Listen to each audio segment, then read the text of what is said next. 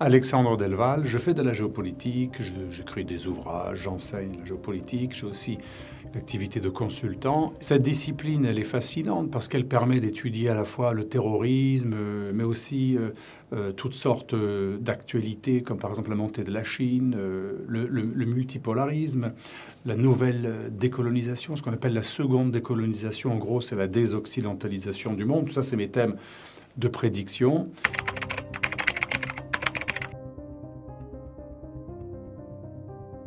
On peut dire que l'islamisme radical, que j'avais nommé totalitarisme islamiste en 2002, lors de l'écriture de mon livre qui s'appelait justement Le totalitarisme islamiste. Alors, sans faire de moi jeu pour la petite histoire, c'était 15 ans avant le livre de M. Fillon, que j'ai trouvé très très bien d'ailleurs, hein, le totalitarisme islamique. J'avais lancé ce concept donc dès 2002.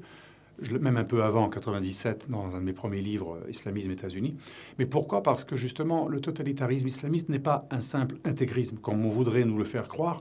Un intégrisme, ça a toujours existé et c'est pas forcément menaçant. Un intégriste, s'il est chez lui, dans son quartier, s'il ennuie personne à l'école, s'il n'impose pas aux autres son mode de vie, on peut ne pas l'aimer, mais à la limite, il n'est pas forcément dangereux. Tandis qu'un totalitarisme, à la différence de l'intégrisme, le totalitarisme est nécessairement violent, dominateur, expansionniste, suprémaciste. Et donc j'ai voulu montrer qu'un type qui égorge des femmes enceintes, qui se fait sauter dans des immeubles, dans des crèches, donc le 11 septembre, le Hamas en Israël, Al-Qaïda, Daesh, qui viole des femmes en masse, ce genre de phénomène barbare, mais presque industriel, un peu comme les nazis, mais aussi avec un côté qui rappelle aussi le totalitarisme communiste. Là, on est beaucoup plus dans une comparaison avec le nazisme et le communisme, le plus radical, qu'avec un intégrisme. Un exemple qui peut permettre à nos lecteurs et nos auditeurs de très bien comprendre, un intégriste témoin de Jéhovah, par exemple, ou Lubavitch, ou catho-intégriste, ou évangélique protestant. Meilleur exemple, Amish, les fameux Amish qui sont ultra pacifistes. Et ils vivent pourtant comme au Moyen-Âge, sans électricité. Mais ils préfèrent mourir que d'employer la violence, notamment les Amish. Donc on peut être un véritable intégriste. Les Amish sont de véritables intégristes, mais totalement anti-violents. Anti-violence. Et ça montre bien que ça n'a rien à voir avec l'intégrisme. Ou plutôt, ça peut avoir à voir, mais ce n'est pas la même catégorie.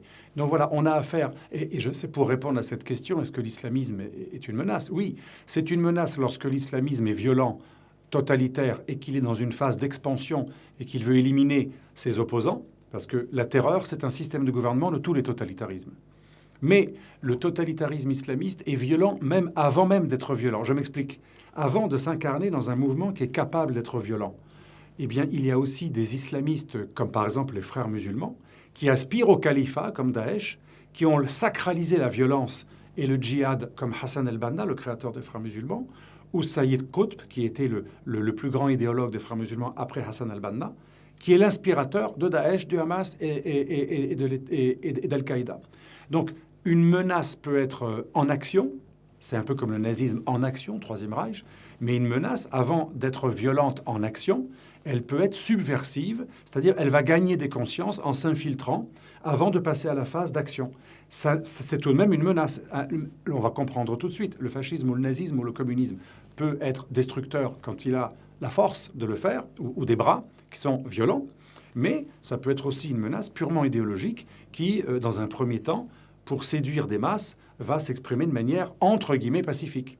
Donc l'islamisme, que ce soit les coupeurs de tête, c'est la partie violente en action, ou les coupeurs de langue, c'est ceux qui manient le politiquement correct pour faire passer leurs idées séparatistes, communautaristes, comme dit très bien le président Macron, c'est du séparatisme, eh bien c'est déjà une menace. Donc c'est une menace à la fois idéologique, coupeurs de langue, qui veulent vous faire taire en instrumentalisant, par exemple, les valeurs de la démocratie, de la tolérance, de l'antiracisme. Ça, c'est les frères musulmans, typiquement, mais aussi les Turcs du Miligulush, qui sont très actifs et qui sont très, très forts dans cette instrumentalisation de l'intérieur des valeurs des démocraties. Mais le but stratégique, le rêve, l'objectif stratégique des deux, que ce soit l'islamisme turc du Miligulush ou que ce soit les frères musulmans, c'est le califat, rétablir un califat suprémaciste qui, lui, sera violent, puisqu'il aura comme vocation, comme tous les califats, à étendre le règne de l'islam et un jour à l'imposer à toute l'humanité.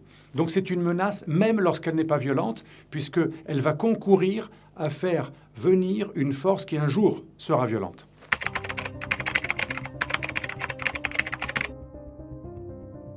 Je pense qu'il y a une complicité de l'Occident à deux niveaux. Premier niveau, ça va plaire à mes amis arabes parce que c'est leur grande thèse, les nationalistes arabes, mais en plus c'est une thèse réelle. C'était mon premier livre en 97 qu'il avait beaucoup développé à la suite du général gallois qui avait écrit Le soleil d'Allah aveugle l'Occident. Moi j'avais écrit Islamisme, États-Unis, une alliance contre l'Europe. Premier niveau, l'Occident dans la lutte contre le communisme et dans la lutte contre, ensuite, à la fin du communisme, contre la Russie elle-même.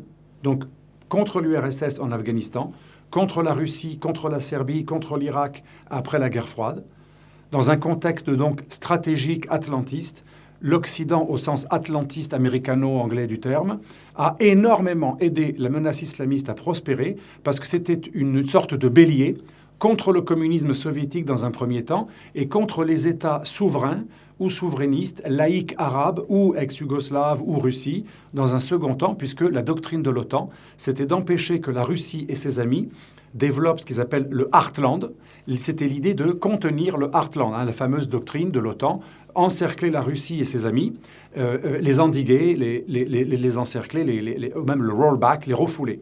Et dans cette stratégie foncièrement anti-russe et pas uniquement anti-communiste, il y a eu énormément d'aide à toutes sortes de mouvements islamistes. Deuxième niveau de coopération de l'Occident avec l'islamisme, c'est la suite de la première chose. Par exemple, la guerre en Irak, ou la guerre de regime change, de changement de régime en Libye, donc à plusieurs années d'intervalle. Ces guerres au Moyen-Orient ou en Afrique du Nord, enfin en Libye, ont énormément aidé à créer des trous noirs géopolitiques, un vide d'État que les islamistes djihadistes ou frères musulmans ont rempli.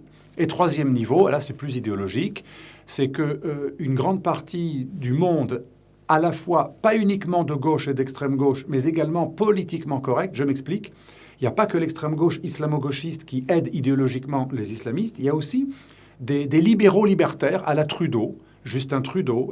Et le premier Macron, avant de devenir très lucide, Macron était un peu dans cette idée, très sincère d'ailleurs, chacun a le droit d'avoir son truc, son voile, sa piscine séparée, etc. Donc il y a les libéraux libertaires, qui sont un petit peu anarchistes d'une certaine manière, et ils n'ont pas de souci identitaire, ils ne croient qu'en la matière, c'est un peu Guy Sormand, vous savez, c'est ces libéraux très libertaires, en gros, il faut laisser faire. Ce politiquement correct-là, au nom du droit à la différence, des théories de l'inclusion, de la polyarchie, etc., en gros, il faut accepter le communautarisme. Ça, c'est par idéologie, je dirais, un peu par je m'en foutisme ou par libertarisme. On est contre la contrainte. Et d'autres, alors là, c'est beaucoup plus fort, c'est plus subjectif, c'est les islamo-gauchistes, c'est-à-dire pas toute la gauche, il faut être honnête. Il y a des vrais marxistes qui sont sincèrement athées et anti-islamistes comme ils sont anti-chrétiens. Mais il y a aussi toute une gauche qui a un peu trahi ses propres idéaux pour privilégier la lutte contre l'Occident impérialiste, le sionisme, contre tout ce qu'ils détestent, par tiers-mondisme. Ils se sont alliés avec les pires barbus, alors que normalement, leur idéologie athée devrait être la plus hostile aux islamistes. Et d'ailleurs, dans beaucoup de pays musulmans, les premières cibles des islamistes furent des communistes, que ce soit dans la guerre d'Afghanistan ou par la suite les intellectuels algériens massacrés par les islamistes dans les années 80-90. Donc voilà, l'Occident est complice directement par des guerres stupides et complice directement par une stratégie de l'OTAN qui préfère juger comme ennemi la Russie plutôt que l'islamisme radical. Je rappellerai quand même une phrase de Stoltenberg, ancien patron de l'OTAN. Il a dit « La menace russe est beaucoup plus forte et plus grave que l'islamisme radical, y compris de Daesh. » Il y a des atlantistes qui pensent que la Russie, c'est pire que Daesh. Et enfin, ce politiquement correct ou cet islamo-gauchisme qui font rentrer dans la bergerie le loup, que ce soit le loup islamiste ou le loup turc. On pourrait parler, je fais exprès le jeu de mots, parce que les loups-gris aujourd'hui, l'extrême droite turque, elle travaille de pair avec Erdogan. Et aujourd'hui, en France, une des menaces dont parlent nos renseignements militaires, mais aussi non militaires français, tous reconnaissent, moi j'en ai consulté beaucoup pour mon dernier livre, tous reconnaissent que la menace islamiste radicale, djihadiste, mais aussi idéologique, frères musulmans, ainsi que de l'autre côté la menace islamiste géopolitique incarnée par la Turquie, qui a fait une synthèse islamo-nationaliste ou national-islamiste, ce sont des menaces majeures pour la France et tous les pays d'Europe de l'Ouest.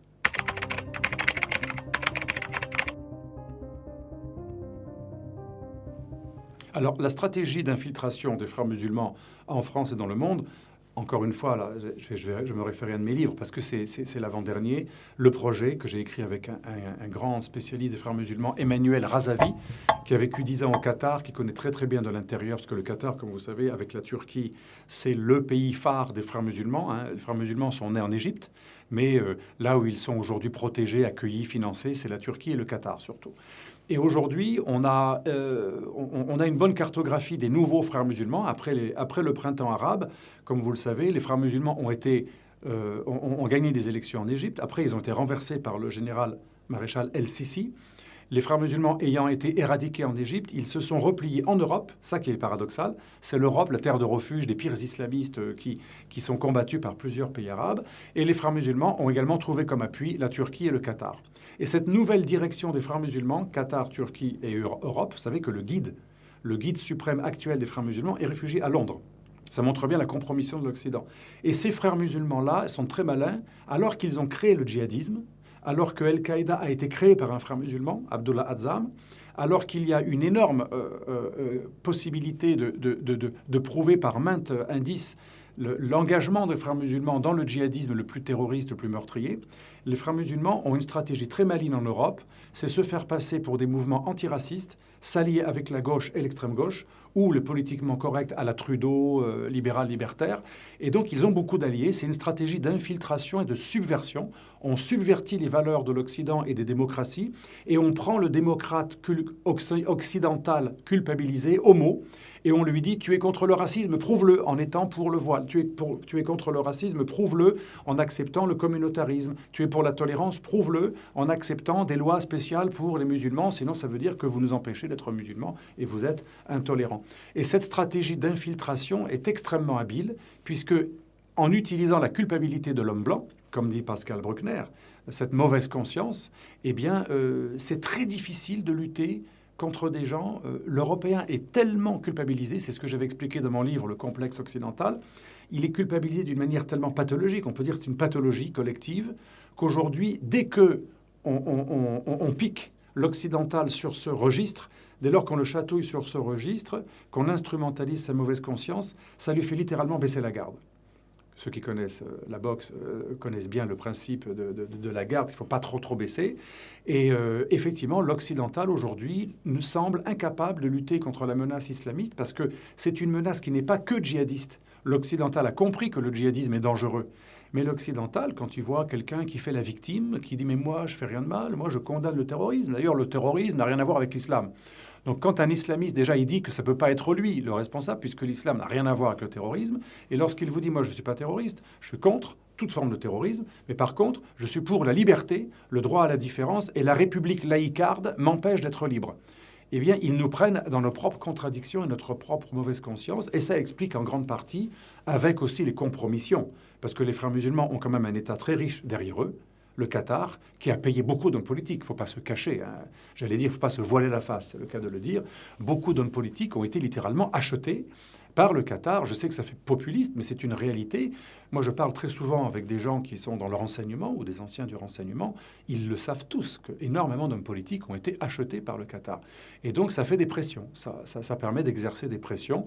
Donc, les frères musulmans ont un défenseur géopolitique puissant qui est la Turquie d'Erdogan, un financier qui passe à la caisse régulièrement et beaucoup plus généreux que d'autres États arabes riches, c'est le Qatar. Et avec cette stratégie qui est aussi qui s'accompagne de compromission, de financement et d'accointance, sans oublier la dimension électorale aussi, hein, parce qu'on accuse souvent les hommes politiques, mais ce n'est pas les plus hauts, les plus responsables. Ceux qui sont le plus compromis, c'est souvent des élus locaux, des maires, qui, effectivement, dans leur quartier, leur ville, ils n'ont pratiquement parfois que des électeurs musulmans, ça c'est pas un problème, mais musulmans islamistes, réislamisés. Quand vous avez des électeurs musulmans laïcs, vous pouvez rester fidèle à la France, parce que le musulman n'est pas un problème en soi. Mais quand vous avez des islamistes qui travaillent des quartiers depuis des années et qui ont fait en sorte que la pensée officielle devient l'islamisme et pas l'islam, l'islamisme radical, l'homme politique est obligé de faire un minimum de concessions, enfin obligé. S'il n'a pas trop de morale et de patriotisme français, eh bien, Paris vaut bien une messe ou Paris vaut bien une mosquée. Et c'est le résultat de Trappes, c'est le résultat de plusieurs villes, et pas que Trappes d'ailleurs, hein. On a aussi beaucoup de villes en Belgique, en Suède, qui sont pratiquement entièrement quadrillées par des islamistes. Et tout cela est quand même très inquiétant, parce que ça veut dire que je ne crois pas, moi, au grand remplacement ou à la guerre civile totale, mais je crois par contre à des poches, un peu comme à Beyrouth. Je me rappelle quand j'étais jeune, il y avait Beyrouth chrétien, alors femmes en mini-jupe, casino, des affiches de Madonna dénudées sur les murs, et on allait au quartier chiite, tout le monde en noir, les femmes, on voyait à peine leur visage et on était dans une autre civilisation. C'est ça qui va nous arriver. À cause de ce séparatisme, comme disait M. Colomb, ben, on ne sera pas forcément en guerre, mais il y aura des endroits où on sera en dehors de la France et en dehors même de la République et des valeurs de l'Occident. On sera ailleurs.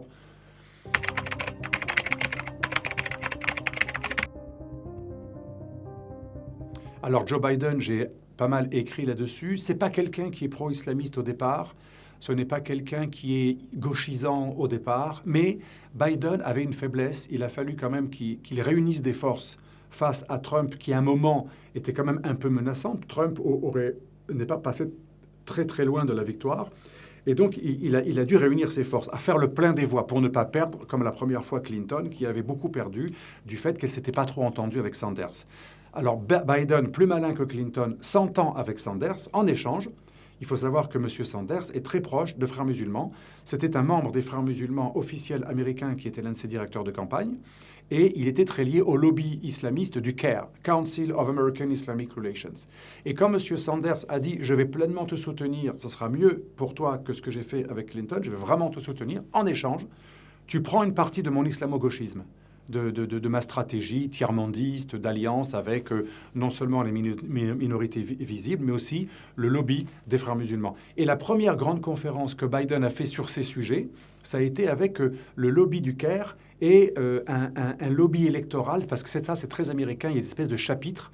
C'est un lobby électoral qui a été créé par le CAIR et par les Frères musulmans américains pour voter, pour faire voter les musulmans en faveur du Parti démocrate, des racoleurs de voix islamistes pour le Parti démocrate. Et bien sûr, Biden a été très tenté. Donc on a plusieurs faisceaux. Les anciens Frères musulmans, il y en avait 6 qui étaient des grands collaborateurs d'Obama, dont Biden a hérité, et les Frères musulmans amis de Sanders, encore plus gauchistes ou islamo-gauchistes, dont M. Biden a également hérité. Donc tout porte à croire que Biden sera beaucoup plus cool, beaucoup plus laxiste et beaucoup plus bienveillant envers le lobby des Frères musulmans aux États-Unis que M. Trump. Pourquoi? Parce que Trump était tout à fait d'accord avec l'Arabie saoudite et les Émirats, qui sont en guerre contre les Frères musulmans. Trump était à fond contre les Frères musulmans parce que ses amis dans le Proche-Orient et le Moyen-Orient, aujourd'hui, sont en guerre contre les frères. Tandis que Biden, il écoute autant le Qatar que les Émirats ou l'Arabie saoudite. Donc voilà, pour plusieurs faisceaux et également par esprit démocrate. Vous savez que les démocrates, que ce soit Clinton ou Obama, étaient très engagés en faveur du frère musulman Mohamed Morsi, qui avait gagné les élections en Égypte. Et les démocrates ont vraiment défendu totalement les frères musulmans égyptiens et ont critiqué El-Sisi lorsque celui-ci a fait un coup d'État contre les frères musulmans. Donc ça fait quand même lourd. On a quand même de quoi penser que les démocrates autour de Biden vont être plutôt laxistes envers les frères musulmans, un peu comme l'a été Trudeau au Canada.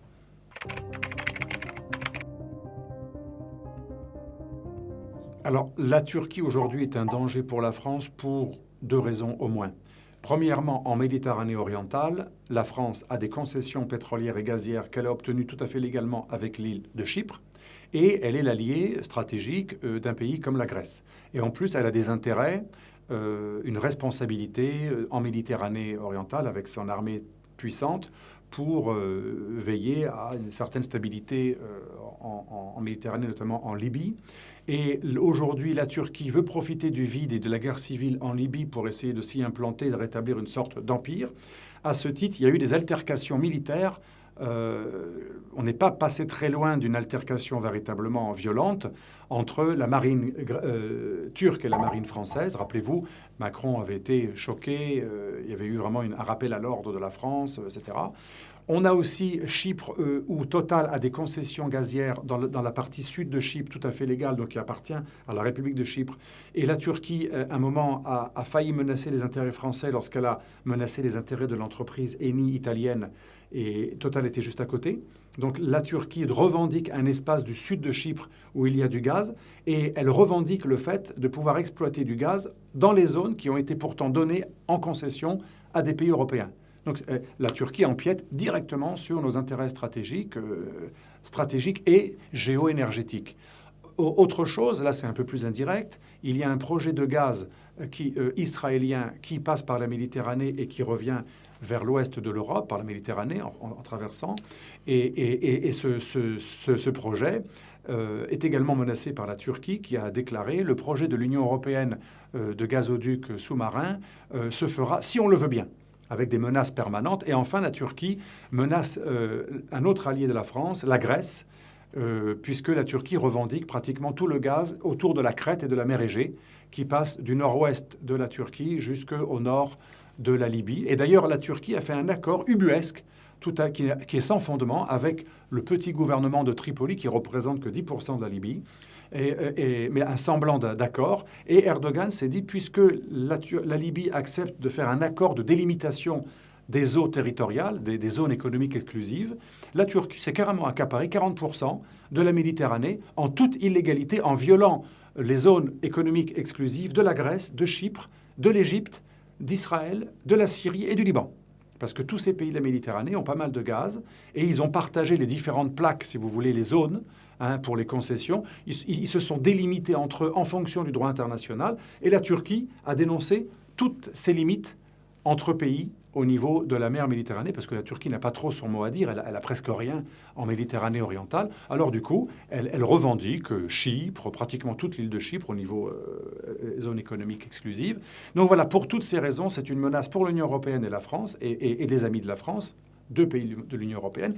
Enfin, la Turquie est une menace en France, puisqu'aujourd'hui, depuis à peu près 2007, depuis qu'Erdogan a montré son vrai visage, avec l'histoire du procès Ergenekon. C'était un procès où déjà Erdogan voulait mettre tout le monde en prison en faisant croire qu'il était victime d'un coup d'État en 2007. En 2007, déjà, Erdogan a fait des discours très inquiétants, 2007-2008, en Allemagne et en France, où il invitait les Turcs et les musulmans en général, mais surtout au nom de la Turquie, à ne surtout pas s'intégrer, et il comparait l'intégration à un crime contre l'humanité. Et là, ça commence à être inquiétant. Deuxième chose, il a commencé à reprendre en main les mosquées contrôlées par le ministère turc de l'Éducation et de la Religion. Et ces mosquées contrôlées par le ministère turc de la Religion, le Diyanet, qu'on appelle DİTİB en Europe, elles ont été reprises en main par les islamistes durs qui sont autour d'Erdogan.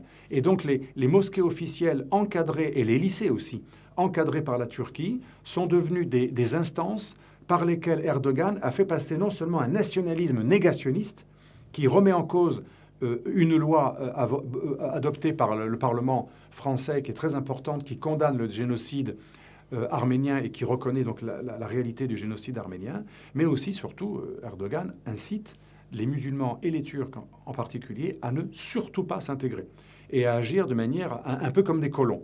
Et ça, c'est en contradiction totale avec le principe français d'intégration et les valeurs républicaines. D'ailleurs, le responsable de l'islam turc, qui à un moment était le chef du Conseil français du culte musulman, Ahmet Ogras, a été peut-être le chef du CFCM le plus virulent qu'on ait jamais eu, qui a ouvertement traité de malade mental un Premier ministre français, M. Valls, à cause de l'affaire du voile, et qui a véritablement diffusé ce que j'appelle la stratégie de la paranoïsation. Et Erdogan, comme les frères musulmans, est très fort dans l'instrumentalisation de la mauvaise conscience et systématiquement traiter la France d'islamophobe. D'ailleurs, Erdogan en parle tout le temps dans les congrès de l'Organisation de la coopération islamique, l'OCI.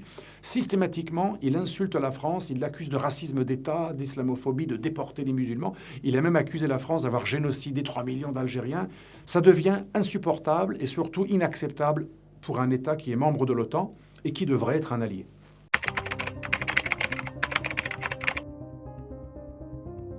Alors, les réseaux turcs en France sont extrêmement efficaces. Moi, je le vois à mon petit niveau. Si je fais un article qui blesse les plus radicaux des nationalistes ou des islamistes turcs, j'ai peut-être 10 fois plus de protestations, d'insultes, de menaces que si je fais la même chose sur n'importe quel pays du monde, y compris des pays arabes. Même si je fais les articles les plus durs contre le Qatar, j'ai eu une fois une convocation à l'ambassade, mais c'était très sympathique d'ailleurs, c'était rigolo. Moi j'ai dit ce que je pensais, finalement On s'est respecté parce qu'on n'était pas tout à fait d'accord, mais voilà, c'était entre hommes, quoi. On s'est parlé courtoisement. Mais les Turcs vous menacent de manière massive. Vous recevez, ils vous spamment, ils vous font cracher votre ordinateur. D'ailleurs, récemment, la Turquie a été condamnée par le Conseil de l'Europe. Il y a eu un hackage pendant 3 jours du site de l'organisation qui avait rappelé à l'ordre la Turquie, qui avait violé les principes d'une organisation dont elle est signataire. Donc avec la Turquie, je reconnais qu'ils sont très efficaces et les militants turcs sont très actifs. Pas uniquement d'ailleurs dans la violence, la menace ou le hacking, etc., mais même dans le lobbying, même de séduction. Je vois au Parlement européen, les militants nationalistes turcs ou islamistes turcs d'Erdogan sont extrêmement présents, sont très efficaces, très bien préparés, très bien formés, intelligents, avec des moyens. Ils invitent des gens, ils prennent du temps pour les rencontrer, ils les font venir en Turquie. L'Azerbaïdjan également est très très actif. L'Azerbaïdjan, par exemple, en Italie, moi j'ai un peu étudié ce dossier, ils ont acheté des centaines de journalistes.